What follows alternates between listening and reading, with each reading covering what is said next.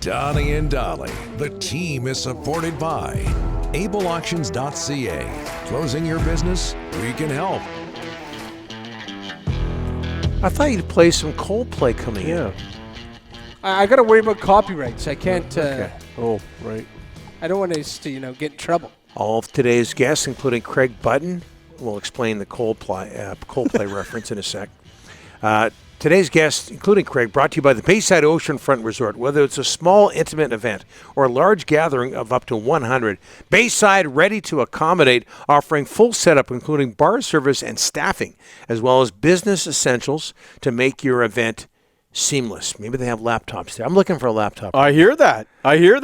Call 250-248-8333 or visit BaysideResortParksville.com as we bring in TSN Scouting Director Craig Button, fresh off seeing Coldplay down in Pasadena.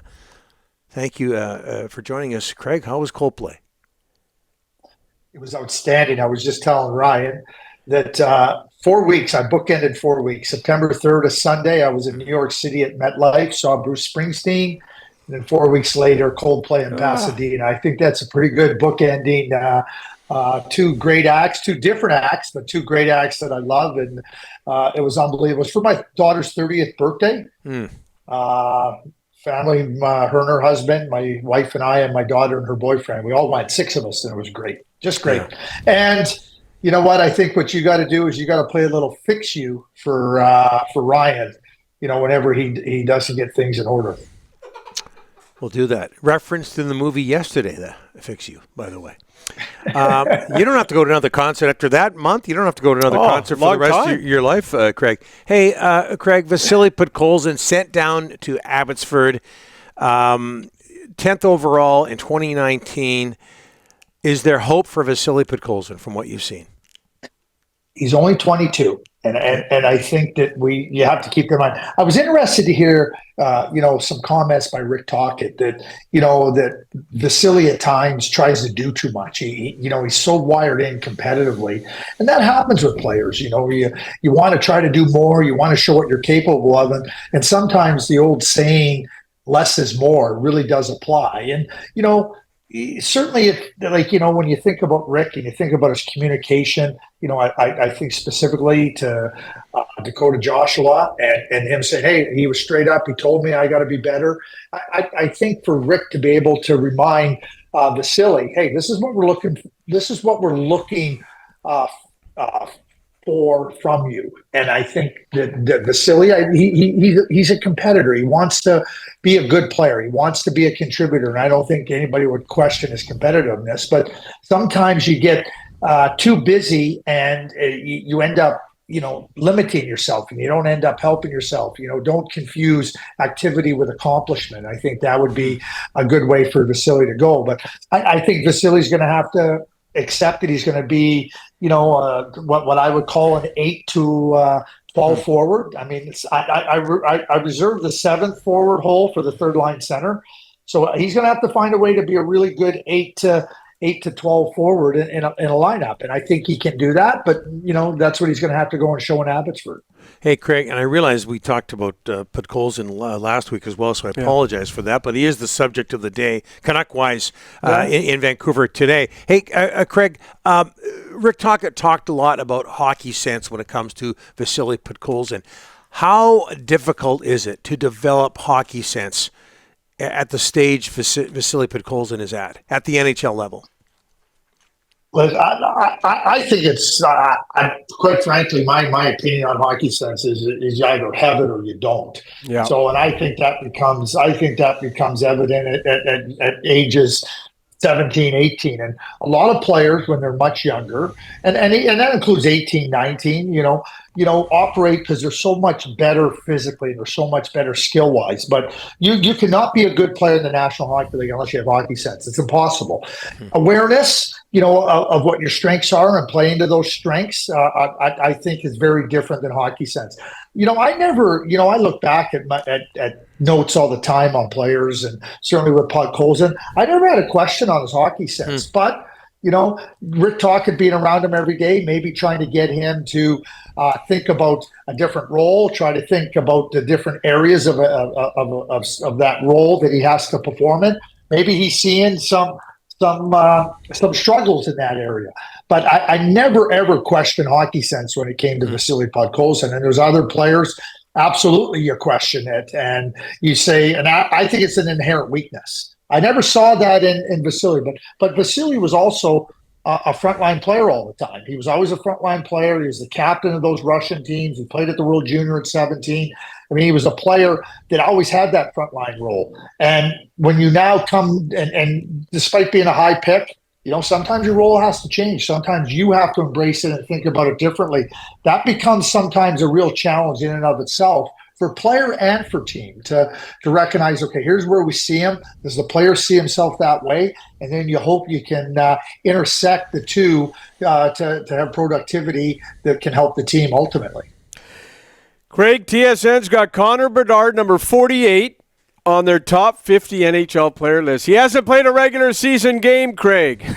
This guy's unreal. His highlights in the preseason are just been unbelievable. The one I think last night or the other night in Chicago, in Detroit, unbelievable. He's off to a good start.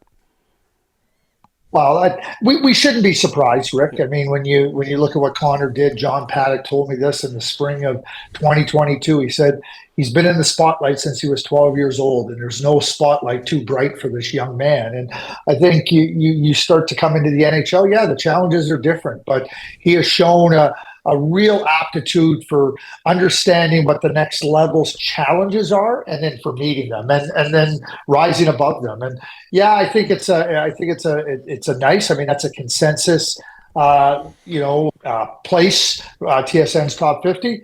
But I think that it's a projection about what he can be this year. It's not so much what he did, and I think that based on what Conor Bedard has done in the Western Hockey League, what he's done internationally.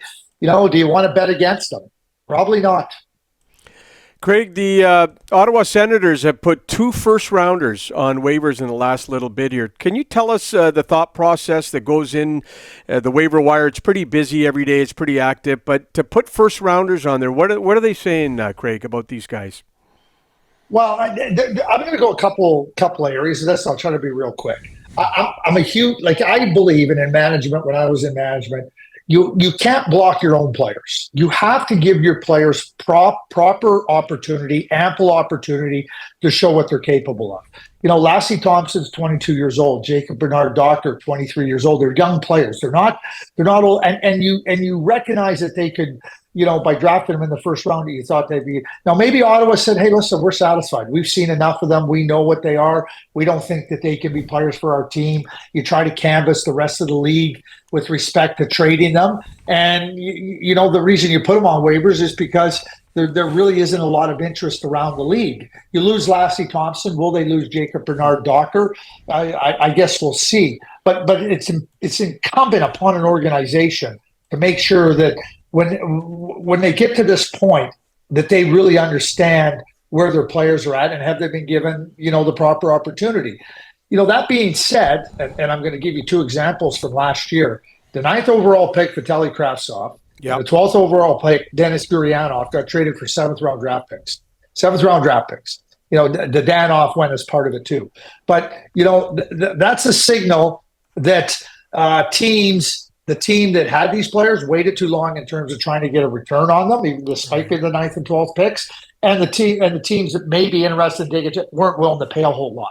Lassie Thompson, it's interesting for me. I'll just say this real quickly. Jamie Drysdale hasn't signed as of yet when we talk here, right? Lassie Thompson, who's been an offensive defenseman, is he somebody that they're looking at and saying, hey, listen, you know what? We don't have Jamie. We'll bring him in for the short term, see what he's got. At the I don't think there's anything for Anaheim to lose right now by picking him up, because you can play him in preseason games. And then you can say, well, he doesn't fit for us, and put him back on waivers. Maybe he ends up back in Belleville anyway. But this is a good opportunity to pick up a player on waivers if you think there's something there. And again, you can put him on. You can put him back on waivers. The team that lost him, gets him, or another team that wants to select him. Nothing wrong with putting a player on waivers right now and testing him out in preseason. In fact, I think that's prudent. Craig, before we let you go, somber note. Did you know, Chris, know?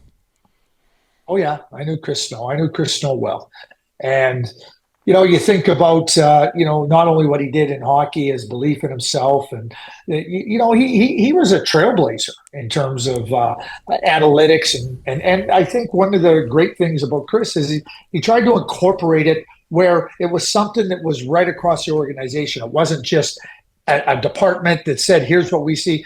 They really worked at it over the course of over time. And I think that it has to be integrated in that manner. And Chris, I think, did a tremendous job of it. What he showed in his fight for ALS, just tremendous. And you think about Kelsey and Cohen and Willa and everything that they've gone through. I think Kelsey said the other day, 4 more years of Chris because of taking on experimental treatments and, willing to try to help out, by taking experimental treatments. How much further did the science go in terms of trying to find a cure for ALS? And certainly we saw what he did with donating his organs. I mean, a selfless individual in life and in death, and certainly a real sad time. Certainly was diagnosed, and certainly we're thinking of Kelsey and Cohen and Willa. God bless. Craig, thanks for this. We'll talk to you next week. Thank you.